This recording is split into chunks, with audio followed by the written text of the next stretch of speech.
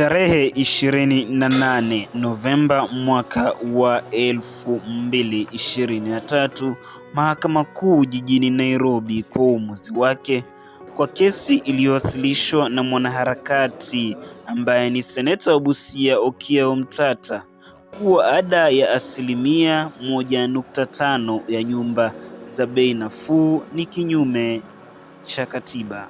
We find that the introduction of the housing levy amendment to section 84 lacks a comprehensive legal framework in violation of article 10(201)(2010) of the constitution. Uamuzi huu ulikuwa ni tabasamu na bashasha kwa Wakenya walioajiriwa na waajiri, haswa wakati huu ambapo gharama ya juu ya maisha inaendelea kuwakabili bila kipimo. Wasilolijua Wakenya ni kuwa uamuzi huu ni wa muda tu, kwani serikali iko mbioni kuhakikisha imelainisha sheria hiyo kulingana na katiba. Je, mbona serikali inakazana na kuwajengea Wakenya nyumba ilhali hakuna asiye na nyumba? Na mbona swala la gharama ya juu ya maisha halichukuliwi kwa uzito kama nyumba za bei nafuu? Karibu tupekue tujue mbona iwe hivyo. Rais Ruto alisema kuwa serikali itazingatia uamuzi wa mahakama kuhusu ukusanyaji wa ushuru wa nyumba za bei nafuu. I know the court have said we should go and readjust the law to make it aligned appropriately. That we are going to do, so that the 120,000 people can become 200,000 and can become 500,000 in the next 5 years. Because if we don't engage these people in productive work, they will become a very big challenge to all of us. The young people out there, unless we create real opportunities. And you know, we used to talk about we're going to grow the economy and the economy is going to create jobs. It's now beyond that. We have to be deliberate. We have to be intentional about where we are going to create those jobs. We will have a robust housing program, not because we are looking for houses necessarily, but because housing creates millions of jobs. Mawakili waliowasilisha kesi hiyo walisema kuwa mahakama haijatenda haki. Almost feels as if the court is working in cahoot with the state. In a sense, the court has given with one hand and taken with the other. This is a radical departure from what other courts have done. Rais William Ruto kwa upande wake anasema kuwa lengo kuu la kujenga nyumba za bei nafuu ni kuwatafutia vijana ajira, wala sio nyumba tu. And I want to report to you, Secretary General and the leadership of the labor movement here, that in the last 8 months, we have created 120,000 jobs from our housing plan.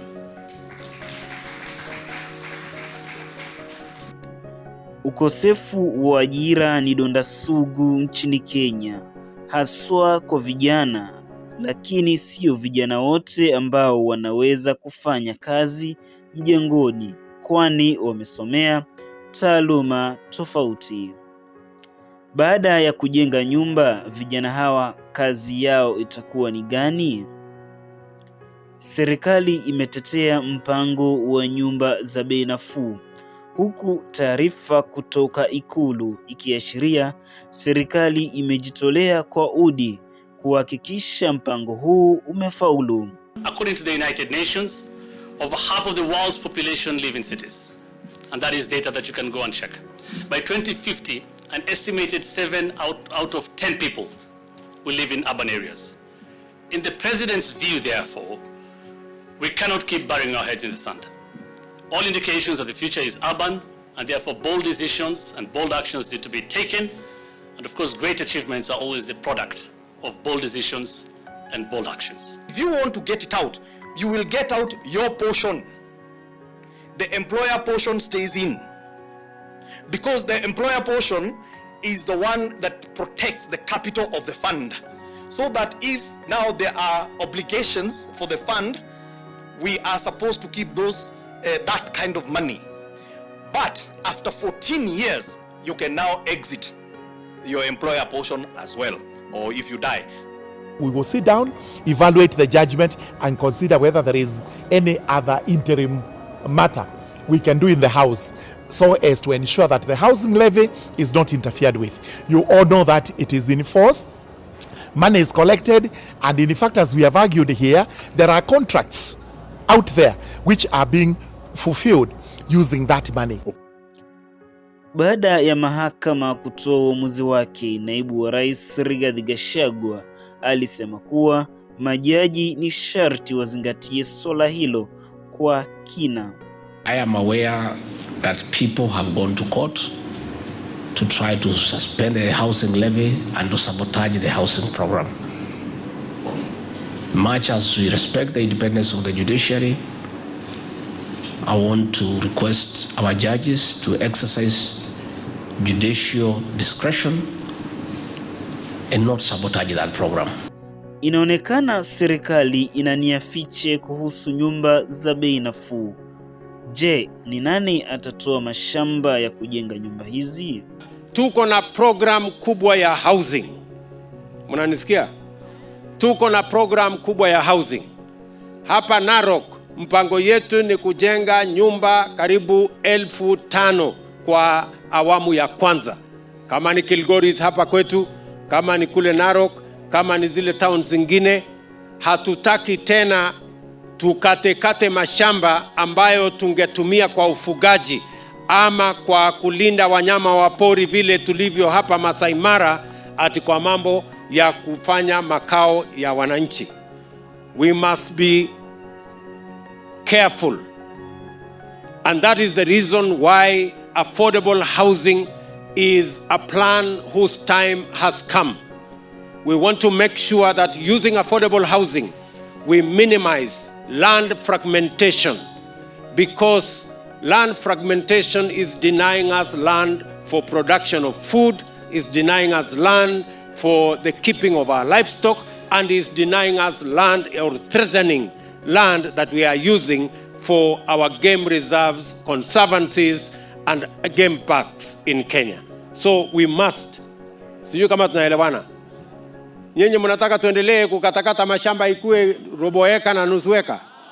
Sisi tumekubaliana shamba sasa, mambo ya kuishi tuende kwa manyumba huko, kila mtu atafute affordable housing, aende aishi huko. Tuache kukata shamba ya kulisha malisho ya ng'ombe, tuache kukata shamba ya kilimo, tuache kukata shamba hii ambayo inatumika kwa kulinda wanyama wa pori. Tumeelewana jameni? Nyinyi mnakubali hiyo maneno ama mko na mpango mwingine? Mnakubali hiyo maneno? Hebu nione kama mnakubali hiyo maneno. So wale wanapinga affordable housing wajichunge, kwa sababu tunataka kuhakikisha ya kwamba mambo matatu yafanyike. Ya kwanza, tuhakikisha kwamba tunapata nafasi ya ajira ya watu wengi wa Kenya, vijana wa Kenya, na hiyo ndio muhimu zaidi kuliko mambo mengine yote. Ya pili, tuhakikisha kwamba kuna makao kwa wananchi yenye iko na heshima na mahali ambapo mwananchi wa kawaida anaweza kugharamia. Tunataka tupange hivyo ndio mtu yeyote awe na dignity ya mahali ya kuishi. Hasla ajulikane pia anaweza kuishi kwa estate. Sio lazima aende kuishi kwa kichochoro huko msituni. Sijui kama tunaelewana my friends. Ya tatu, tuhakikishe ya kwamba tunaondoa slums.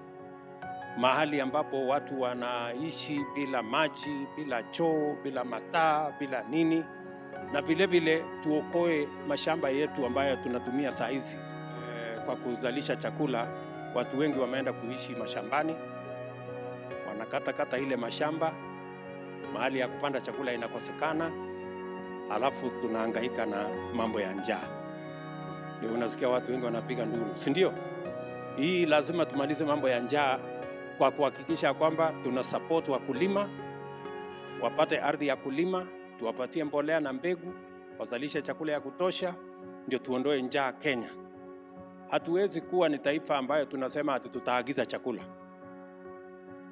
Tunatumia pesa ya Kenya saa hizi bilioni 500, 504 billion kuagiza chakula, na tuko na shamba. Hapo kuna ungwana kweli? Si lazima tuende tulime shamba yetu ndio tuzalishe chakula badala ya kutumia pesa yetu kwenda kununua chakula ya wakulima wengine? So that's what we must do. Mpango mzima wa housing ni mpango ambayo itatupatia mambo matatu. Ya kwanza, itatupatia ajira kwa vijana wengi. Ya pili, itatupatia manyumba ambayo wananchi wataishi na heshima. Na ya tatu, itatusaidia kupanga uchumi wa taifa letu la Kenya, kwa sababu tutakuwa na viwanda, tutakuwa na watu wa jua kali na wengine wengi watashughulika, watu wa kuuza simiti, watu wa kuuza mawe, watu wa kuuza chuma na biashara zingine zote zitajumuika hapo ndani, ndio tuweze kupeleka uchumi wa taifa letu la Kenya mbele. Na ndio sababu hiyo munaona nimesukuma sana mambo ya housing, kwa sababu mambo ya housing itatuletea manufaa makubwa katika taifa letu la Kenya. Ndugu zangu, watu wa Mombasa, na waomba viongozi wote tuungane ili tuweze kutekeleza mambo ambayo yatabadilisha nchi yetu. Tuko na nafasi kubwa ya kubadilisha Kenya. We have an opportunity of a lifetime to change and transform our nation. Kila mwaka vile nilisema tutakuwa tunajenga nyumba 200,000 kila mwaka, na tutakuwa na watu wengi kama nyinyi. Maplamba watakuwa huko, maelectrician watakuwa huko, mameson watakuwa huko, wale watu maengineer. Si mnajua kuna watu wengi kama nyinyi ambao wako mtaani hawana kazi. Sasa wale wote wako mtaani tunataka tuwapange.